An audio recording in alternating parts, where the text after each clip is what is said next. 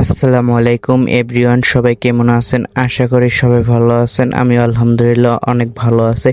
Eco vermicompost hub কেঁচো সার উৎপাদনের আজকে প্রথম দিন। 12টা ঋণ ছিল আমার এখানে, তার মধ্যে 2টা ঋণে আজকে গোবর এবং কলা গাছ দিয়ে দিলাম এবং এইখানে 2000-এর মতন 2টায় কেঁচো ছেড়ে দিলাম। আর যে 10টা আছে সেগুলো আস্তে আস্তে সবগুলো নিয়েই ভরবো। আর একটা ঋণ আমি ভরতে চাইছিলাম, বাট আমার এইখানের গোবরের মধ্যে পিঁপড়া ঢুকে গেছে। পিঁপড়াগুলি ঢোকার জন্য আমি আর একটা ঋণের মধ্যে গোবর দেইনি।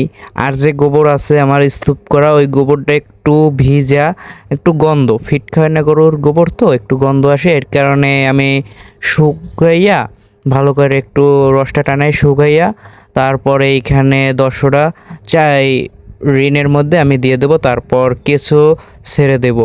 আমার এই যে ঋণ 2টা আছে, এই ঋণ 2টার মধ্যে আনুমানিক 2000 কেঁচো আছে।